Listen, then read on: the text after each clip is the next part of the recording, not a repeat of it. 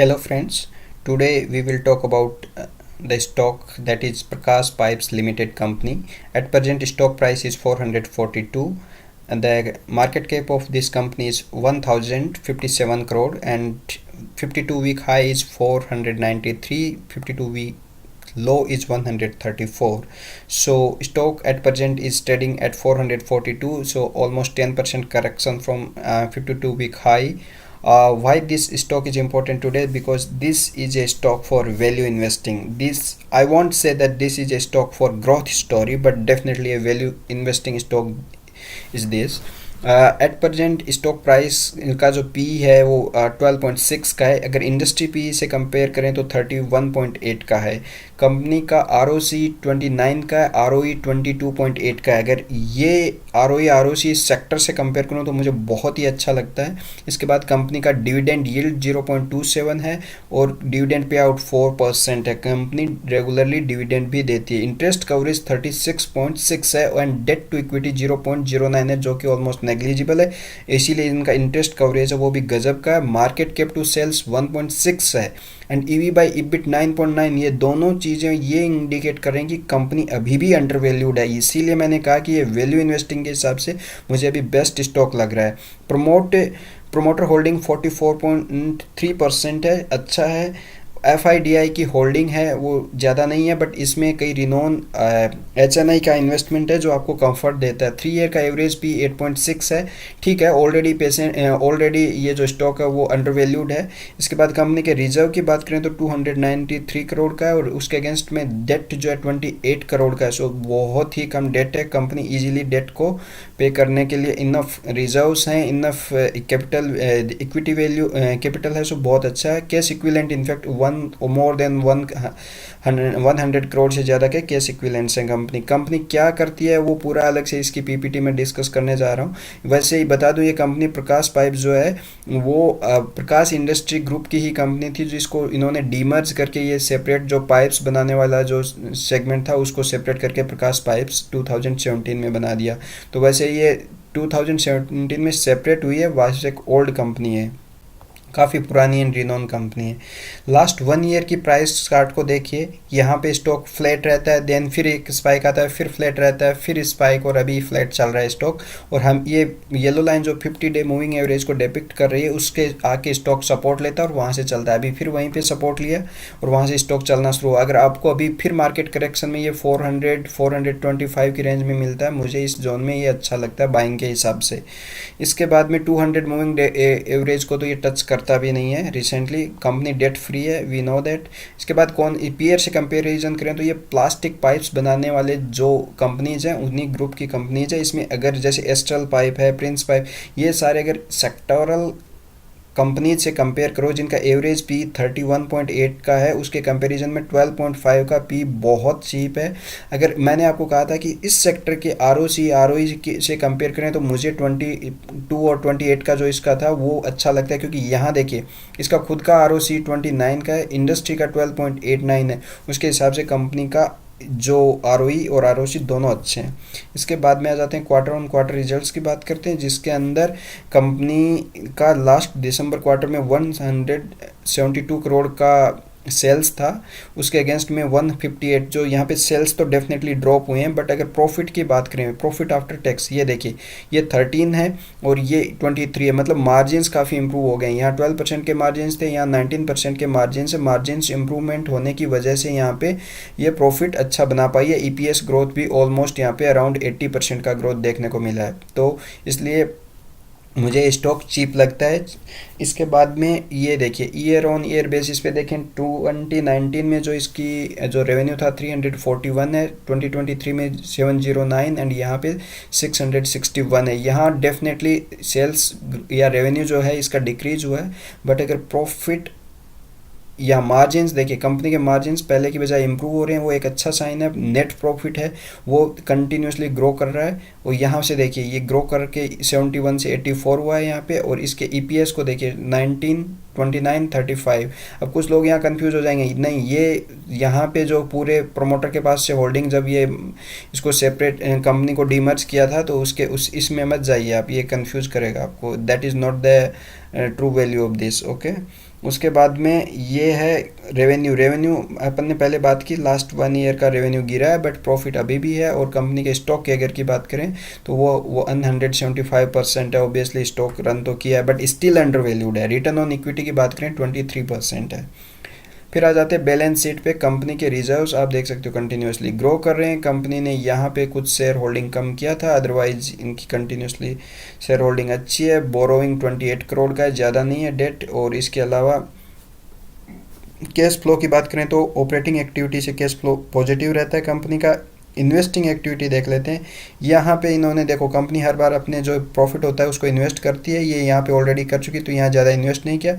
और यहाँ पे जो ये आपका कैश ये पॉजिटिव मिला है, यूजुअली देखो ये नेगेटिव रहता है जो मुझे अच्छा लगता है। यहाँ पॉजिटिव इसलिए कि यहाँ पे इन्होंने कुछ अपनी एसेट्स सेल की थी, उसके वजह से जो इनके पास कैश आया था उस वजह से ये पॉजिटिव शो कर रहा है। इसके बाद में फाइनेंशियल एक्टिविटी से देखें तो कंपनी अब शेयर का मैंने आपको यहीं बताया था, इस जगह पे इन्होंने शेयर होल्डिंग थोड़ा कम किया था। 26 करोड़ मार्केट में अपने होल्डिंग कम करके लेके आए थे। बोरोइंग ज़्यादा है नहीं, रीपेमेंट कंपनी ने यहाँ पे किया था, उसके बाद अभी सारा इन्वेस्ट कर रही है आगे। और इसके बाद डिविडेंड को देखें तो यहाँ पे हर साल थोड़ा डिविडेंड भी देती है कंपनी, अराउंड 2-3 करोड़ के अराउंड। या नेट कैश फ्लो पॉजिटिव है कंपनी का, जो कि एक अच्छा साइन है। वैसे अगर ये नेगेटिव होता है तो अच्छा होता है कि जितना प्रॉफिट आता है उसमें से कंपनी उसको इन्वेस्ट कर ही देती है पूरा, बट ठीक है ये भी अच्छा ही है।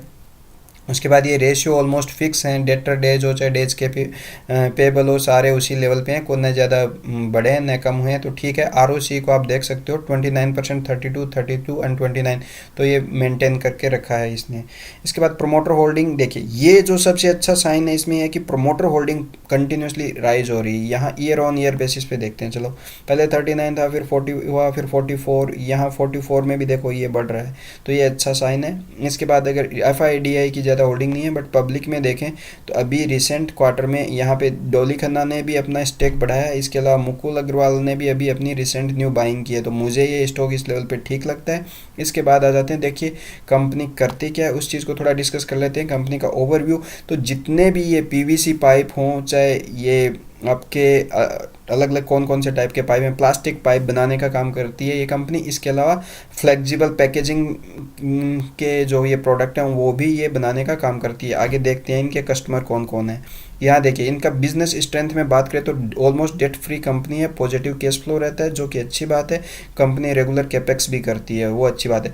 ऑलरेडी मैं ये पहले डिस्कस कर चुका हूँ रेवेन्यू, बट एक जस्ट ओवरव्यू क्विक ले लेते हैं कि देखिए कंटिन्यूसली राइज कर रहा है इसका, चाहे ये रेवेन्यू का कैगर की बात करें, एबिटा के कैगर की, पेट की बात करें, सारे राइजिंग ट्रेंड में FY 21, 22, 23 से। इसके बाद में ये सारा इसमें क्या क्या बनाती है ये आप डिटेल में पढ़ना चाहो तो पढ़ सकते हो, मैं तो पढ़ चुका हूँ, बट स्टिल एक क्विक ओवरव्यू आपको दे देता हूँ। ये सारे PVC पाइप है, प्लम्बिंग पाइप्स बनाती है, column pipes and casing pipes, PVC fitting के, और ये वाटर टैंक अपने घर में जो यूज करते हैं, ओवरहेड वाटर टैंक, ये सारे के सारे। और इसका अगर ज्योग्राफिकल स्प्लिट देखें तो देखिए मेनली अभी इसका इसी जोन में ये फोकस्ड है, तो पूरा अभी तो इंडिया में भी ये, इसलिए तो आप ये नहीं कह सकते कि सेचुरेट कर चुका है, तो इसीलिए एक्सपांसन के लिए काफ़ी जगह स्पेस है। और company is focused on penetrating the new market, mainly ये पंजाब, हिमाचल प्रदेश, हरियाणा, दिल्ली और यूपी एंड उत्तराखंड, इन्हीं में मेनली, तो यूपी एंड उत्तराखंड में 55% इसका रेवेन्यू आता है वहाँ से। एग्रीकल्चर में जो इरिगेशन के लिए जो पाइप्स यूज़ होते हैं वो, इसके बाद कंस्ट्रक्शन में भी ये पाइप यूज़ होते हैं, और वाटर मैनेजमेंट के लिए भी जो पाइप, ये सारा आप देख सकते हो। इसके बाद ये गवर्नमेंट की स्कीम भी इसी की तरीके हर ये सारा पढ़ सकते हो। मैं डिटेल में वीडियो को ज़्यादा लंबा नहीं बनाना चाहता, बट ये सारी स्कीम से आपको आइडिया लगेगा कि हाँ गवर्नमेंट की जो आगे फ्यूचर प्लानिंग है उसके हिसाब से भी इसकी ग्रोथ का पोटेंशियल अच्छा है यहाँ पे। ये फिर ये देखिए flexible packaging, lamination and pre fabricated pouch बनाती है ये प्रिंटिंग इंक्स, और ये सारे के सारे मटेरियल आप ये देख सकते हो, ये सारा कॉमनली यूज होता है। तो इसके जो FMCG सेक्टर में जो पैकेजिंग में जैसे शैम्पू, कंडीशनिंग, वेजिटेबल, ये सारा डिटेल में आप पढ़ सकते हो इसको। चिप्स, बिस्किट, नूडल्स, इन सब की जो प्लास्टिक पैकेजिंग होती है उनके ये बनाने का पैकेजिंग वाला काम करती है, इसलिए ये अच्छा। और इसके जो क्लाइंट की बात करें तो पतंजलि है, मधुसूदन है, इसके बाद एशियन है, हावर्स है, इसके बाद में ये रुचि सोया है, सारे के सारे ये देख सकते हो आप। पंचवटी ये क्रेमिका, तो इन सब में इनकी पैकेजिंग में जो ये प्लास्टिक यूज़ होता है तो वो ये इनके क्लाइंट हैं, तो ये आप देख सकते हो कि कंपनी की स्ट्रेंथ इससे आपको पता लगेगी। अब नेक्स्ट आ जाते हैं प्रॉफिटेबिलिटी के हाईलाइट। देखिए CAGR, कंपनी का CAGR, एक चीज़ हमेशा से समझ लेना, जैसे अगर कंपनी ग्रो करती है तो रेवेन्यू से ज़्यादा हमेशा EBITDA बढ़ेगा। इसको समझना है तो डिटेल में या तो बुक पढ़ो या हम डिटेल में वीडियो बनाओ तो आपको समझ में आएगा। ये 22% है, यहाँ देखिए EBITDA 31 हुआ, प्रॉफिट बिफोर टैक्स 32 हुआ और पैट तो 41 हुआ। ये क्यों होता है ऐसा, ये बड़ा ही गजब का और ये इंटरेस्टिंग टॉपिक है, अगर उसमें पढ़ना है तो मैं कभी लंबा वीडियो बना सकता हूँ। उसके बाद इम्पोर्टेंट चीज़ देखिए, यहाँ पे कंपनी के जो मार्जिन्स हैं, यहाँ पे 12%, 13, 14 है। जब मार्जिन्स बढ़ते हैं मतलब कंपनी अपनी अपना पेनेट्रेशन कर रही है, इनकी अपने जो बिजनेस पे वो क्या बोल सकते हो, कमांड तो नहीं बोलूँगा बट इसकी अच्छा वो स्ट्रेंथ बन रही है, जिसकी वजह से ये एक्सपेंसेस कम कर पा रही है, उसकी वजह से मार्जिन्स बढ़ रहे हैं। और मोस्ट इंपॉर्टेंट पेट मार्जिन्स भी इसके बढ़ रहे हैं, और पेट मार्जिन बढ़ना एक अच्छा साइन होता है, ये आप देख सकते हो। इसके बाद में आ जाते हैं कंपनी के बैलेंस शीट पे। इसमें अपन दो रेशियो, जो नए रेशियो मैं आपको दिखाता हूँ, एक होता है इसके अंदर करंट रेशियो और दूसरा है ROA, रिटर्न ऑन एसेट। दोनों ही रेशियो इस कंपनी के ईयर ऑन ईयर बेसिस पे बढ़ रहे हैं। ROA की बात करें तो ये 16 से 21% हो गया। अगर ये 5% से ऊपर होता है तो भी अच्छा है, और 20% से ऊपर तो ये इसको एक्सीलेंट कैटेगरी। तो ये अभी 21% का बहुत ही गजब का है। ROC बड़ा है, डेट टू इक्विटी तो बहुत मिनिमल है, और करंट रेशियो भी देखो 3 टाइम्स था, यहाँ पे 5 टाइम्स हो गया, वो भी गजब का। अगर 2 से ज़्यादा होता है तो अच्छा है। तो हर लिहाज से मुझे ये कंपनी अभी एट प्रेजेंट फंडामेंटली बहुत सही लग रही है। Under valued company, value investing के हिसाब से गजब की कंपनी है। फिर आ जाते हैं कंपनी के टेक्निकल्स पे। तो टेक्निकल्स की बात करें तो देखिए, ऑलरेडी मैं 2 दिन पहले मैं इसको वीडियो बना के डालना चाह रहा था, बट टाइम बिजी होने की वजह से मैं नहीं बना पाया, जब ये बाइंग जोन 400 के अराउंड ट्रेड कर रहा था। Anyway let's see the technical. Okay, तो ये देखिए यहाँ पे, और अगर आप इन्वेस्टिंग की बात करो तो मैं वीकली चार्ट और मंथली चार्ट पे जाता हूँ। यहाँ देखिए ये स्ट्रॉन्ग बाइंग सिग्नल तो आ रहा है, किसके बेसिस पे, ये स्ट्रॉन्ग बाइंग सिग्नल, ये टेक्निकल्स और मूविंग एवरेज इसमें आ जाते हैं। इस सब चीज़ों, ये 12 इंडिकेटर यूज करते हैं, उनके बेसिस पे है। मैं इसमें देखता हूँ मेनली इसका सपोर्ट कहाँ पे, फिबोनाची सपोर्ट। देखिए 400 से स्टॉक वहीं 409 का फिबोनाची सपोर्ट था, और क्लासिक की बात करें तो 400, और स्टॉक 2 दिन पहले वहीं ट्रेड कर रहा था, तो वो परफेक्ट बाइंग जोन है। अगर आपको फिर उसके आसपास मिलता है आप बाई कर सकते हो। इसके अलावा आप इसमें जाते हैं, अगर कैंडल स्टिक चार्ट की बात करें, ये देखिए यहाँ से 400 के पास से स्टॉक ने सपोर्ट लेके वापस चलना शुरू किया। ये 50 डे मूविंग एवरेज है, और जो रेड लाइन है उसके जस्ट नीचे ब्रेक किया, बट ये यहाँ सपोर्ट लिया और वापस स्टॉक वहीं ट्रेड कर रहा है। हो सकता है वापस यहाँ मिल जाए, अगर नहीं मिले तो लॉन्ग इन्वेस्टमेंट है, तो लॉन्ग टर्म के लिए करना चाहते हो तो 440 पे भी बाई कर सकते हो। वैसे बाई सेल एंड होल्ड की कोई रिकमेंडेशन नहीं है। अगर आप अपना खुद ड्यू डिलिजेंस करिए, खुद एनालिसिस करिए, अगर आपको कोई स्टॉक ठीक लगता है तो बाई कीजिए। मैंने इस स्टॉक के फंडामेंटल डिस्कस किए, टेक्निकल्स डिस्कस किए। Thank you.